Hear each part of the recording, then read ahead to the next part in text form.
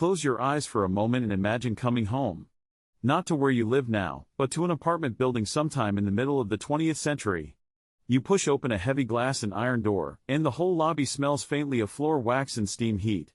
The mailboxes line the wall in a neat brass row, and somewhere below your feet, a boiler the size of a small car is breathing slow, mechanical breaths. The building feels alive. And in a way, it genuinely was. Today we're going back to the post-war American apartment. Not the gleaming, modern unit with the app-controlled thermostat and the in-unit washer-dryer, but the older, denser, noisier, more human kind of home that millions of Americans occupied in the years after World War II. And what we're going to find is that the differences between then and now run a lot deeper than aesthetics. They go all the way down to the walls, the pipes, the floors, and the way neighbors knew each other's names. Let's start at the very beginning. With the building itself. Here's something most people don't realize about 1950s apartment living. A lot of the apartments people called home in that decade weren't actually built in the 50s at all. They were survivors, solid, heavy structures that had gone up during the great urban building boom of the 1920s and 30s. Buildings that had already been standing for 20 or 30 years by the time a young returning veteran and his wife signed a lease, and those buildings were built differently than anything going up today. We're talking about exterior walls that were often 18 inches thick, solid brick, laid course by course. Not a veneer. Not a decorative facing over a steel frame. Actual mass. The kind of wall you could knock on and feel the weight of it pushing back. Inside, the walls were plaster, real plaster, applied in coats over a wood or metal lath. Not the hollow drywall sheets we use today, which you can almost put your fist through if you lean too hard. Plaster walls had density. They had presence. They absorbed sound instead of transmitting it, and when you drove a nail into them, it held. The ceilings ran 10, 11, sometimes 12 feet high. That wasn't just architectural ambition, it was practical physics.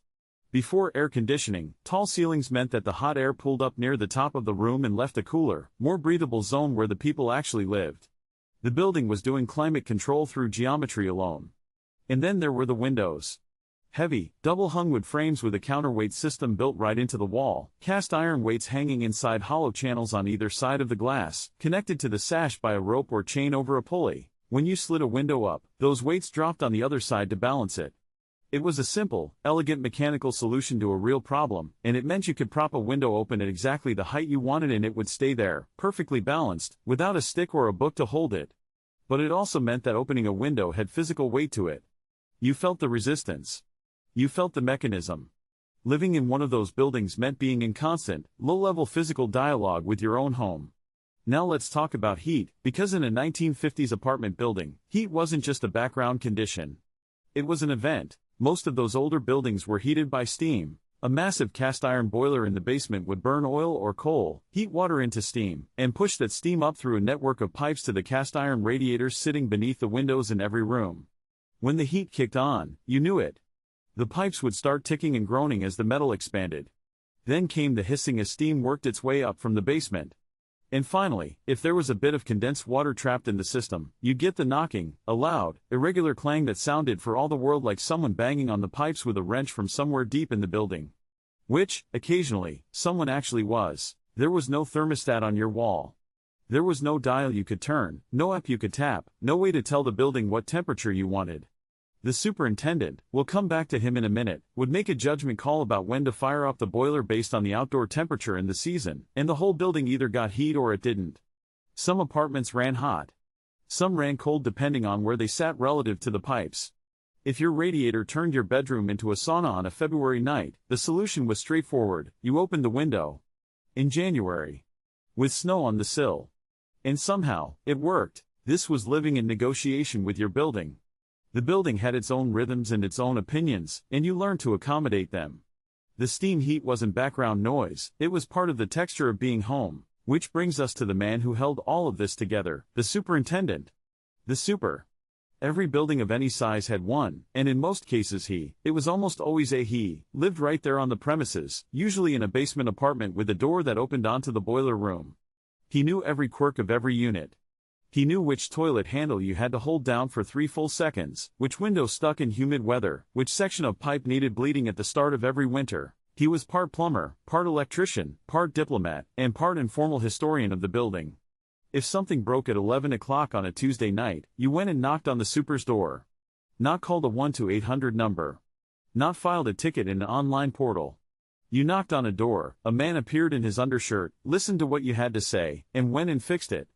The relationship was personal in a way that's almost hard to imagine today. He wasn't anonymous maintenance staff, he was a specific human being who knew your name and remembered that you'd had a leak 3 years ago. Now step into the kitchen for a moment, because kitchens in these older apartments tell their own story. They were small. Not charming small in the way a real estate listing might describe. Genuinely compact, with counter space measured in feet rather than the running yards we expect today. The refrigerator was a different animal entirely, a rounded, humming box with a motor that cycled on and off throughout the day, somewhere between 4 and 6 cubic feet of storage. By modern standards, that's barely enough room for a week's worth of groceries. And that was exactly the point. You didn't store a week's worth of groceries. You shopped every day or every other day, stopping at the butcher, the baker, the produce man. The small refrigerator didn't represent poverty, it represented a different relationship to food and time in neighborhood commerce. The gas stove had pilot lights, small, continuously burning blue flames that lived at the base of each burner and ignited the gas the moment you turned the knob. There was no clicking ignition, no electric spark. Just a little flame that never went out, day or night, standing by like a tiny servant waiting to be called into service. The whole kitchen smelled faintly of gas in a way that was completely normal and expected and not alarming to anyone living there. The bathroom was similarly functional and similarly built to last. Floor-to-ceiling tile, not just a tile surround, because tile was a waterproofing material before it was a design choice, and the builders weren't taking chances. And the sink had 2 taps, one for hot, one for cold. Not a mixer. 2 separate valves delivering 2 separate streams of water, which meant that washing your hands in warm water required a small act of choreography, filling the basin, mixing hot and cold until you reached the right temperature, then using that standing water rather than running water. It sounds inefficient because by modern standards it is. But it was the assumed reality of the time, and nobody found it strange. So far we've talked about the physical world of these apartments, the mass of the walls, the mechanics of the heat, the scale of the kitchen. But there's a fourth dimension to 1950s apartment living that might be the most important one of all, and it's one that architecture made almost inevitable: community. These buildings pushed people together. Not by design philosophy or a desire to foster connection, but by sheer physical logic. The mailboxes were in the lobby, which meant every resident came through the same space at least once a day. You'd nod to your neighbor from the 4th floor, exchange a word with the woman from 2B who was always there at the same time. Over weeks and months, those brief intersections accumulated into actual relationships. The laundry was in the basement, a row of heavy commercial machines that shook the floor during the spin cycle, and doing laundry meant going down there and waiting. There was no folding clean clothes in your own bedroom at midnight while watching something on your phone. You went to the basement with a book or a magazine, and chances were good that someone else from the building was down there too, doing the same waiting, having the same small conversations that slowly built a sense of shared life. In summer, the front stoop became a living room. Without air conditioning, the inside of an apartment in July was miserable. So people came outside. They sat on the steps. They dragged chairs to the sidewalk. They watched the neighborhood happen from a position of total accessibility. Anyone walking by could stop and talk, and they often did. The stoop was a social technology that emerged entirely from the absence of mechanical cooling, and it built the kind of street-level community that urban planners now spend enormous effort trying to engineer back into new developments. Even the sounds of the building connected people to each other in a particular way. The thick plaster walls blocked actual conversation. You couldn't hear what your neighbors were saying, but you could hear the mechanical life of the building itself. The singing radiator pipes. The deep thud of the front door falling shut. The cycling of someone's refrigerator motor down the hall. These weren't intrusions. They were a kind of ambient companionship, the building's way of saying, you are not alone in here. Other people live here too. Other people are going about their evenings just beyond these walls. Now let's talk about how all of this changed, because the shift from that world to the one we live in today didn't happen all at once. It happened in stages, starting right at the end of the decade we've been talking about. The GI Bill and the Federal Housing Administration's loan programs had done something remarkable in the post-war years. They made homeownership possible for millions of middle-class families who had previously expected to rent forever. Developers looked at that demand and saw an opportunity in the suburbs, where land was cheap and the geometry of construction could be simplified for speed. Tract housing. The ranch house. The split level. For apartments, the same logic applied but in a different direction. New construction shifted toward efficiency. Drywall replaced plaster because it was faster and cheaper to install. Central air conditioning systems replaced the old steam heat, and with them came individual thermostats. For the first time, a resident could control their own temperature without opening a window in a snowstorm.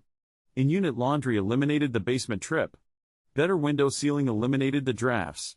New buildings went up faster, leased faster, and turned a profit faster. And residents got something genuinely wonderful in return. Comfort that previous generations would have found almost miraculous. Climate control that actually worked. Quiet appliances. Kitchens big enough to cook in seriously.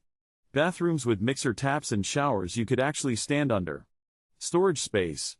Privacy. Convenience layered upon convenience. But here's what was quietly traded away in that exchange. The new buildings didn't have the same regional character. A 1920s apartment in Chicago felt different from one in New Orleans. Different brick, different trim, different proportions, different history embedded in the walls. A new apartment complex built in 1975 in Chicago and one built in 1975 in New Orleans were starting to look and feel like the same building.